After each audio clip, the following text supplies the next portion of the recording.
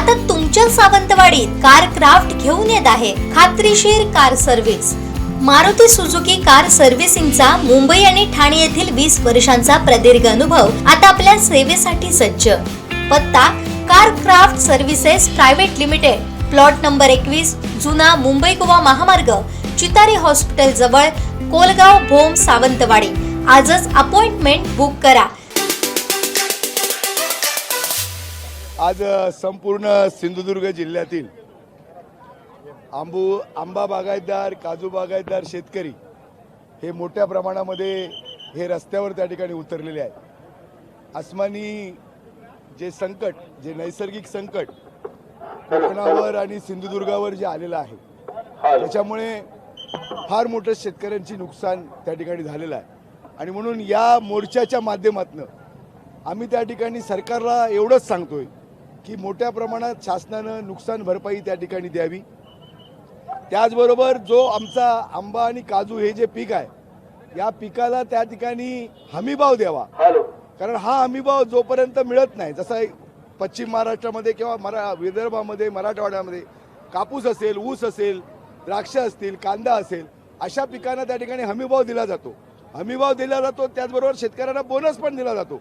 पण तशा प्रकारचं कोकणामधलं जे मुख्य शेतपीक आहे, आंबा आहे, काजू आहे, याला त्या ठिकाणी कुठल्याही प्रकारचं त्या ठिकाणी अशा प्रकारे हमीभाव दिला जात नाही, नुकसान भरपाई दिली जात नाही, बोनस दिला जात नाही। आणि त्याचबरोबर जी फळ संशोधन केंद्र आहेत, या फळ संशोधन केंद्रामध्ये ती अत्याधुनिक व्हायला हवीत। आणि अत्याधुनिक होण्याच्या बरोबर त्या ठिकाणी कुशल असा तो अधिकारी आहे, ज्याला त्याच्यामधली माहिती आहे, अशा प्रकारचा अधिकारी त्या फळ संशोधन केंद्रामध्ये असला पाहिजे।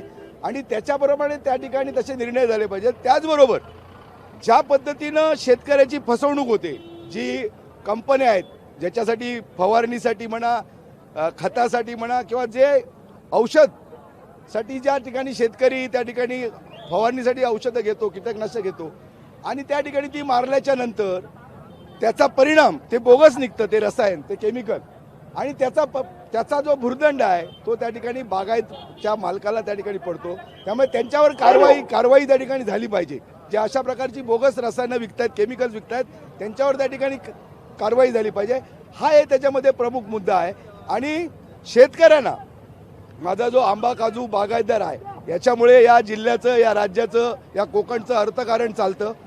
त्यांनी स्वतःच्या खिशातनं पैसे टाकलेले आहेत, बँकांमधनं कर्ज घेतलेली आहेत, आणि त्याचबरोबर जो उत्पादनावर खर्च केलेला आहे तो सुद्धा खर्च आज निघत नाही, अशी परिस्थिती शेतकऱ्याची निर्माण झालेली आहे। त्यामुळे शेतकऱ्याला न्याय मिळालाच पाहिजे, आणि त्या न्याय मिळण्यासाठी हा जो मोर्चा आहे हा इतक्या त्या ठिकाणी निघालेला आहे। आणि मला सरकारला सांगणं आहे की हा जनतेचा जो आक्रोश आहे, शेतकऱ्यांचा जो आक्रोश आहे, याचा विचार करून मोठ्या प्रमाणात नुकसान भरपाई शेतकऱ्यांना मिळेल।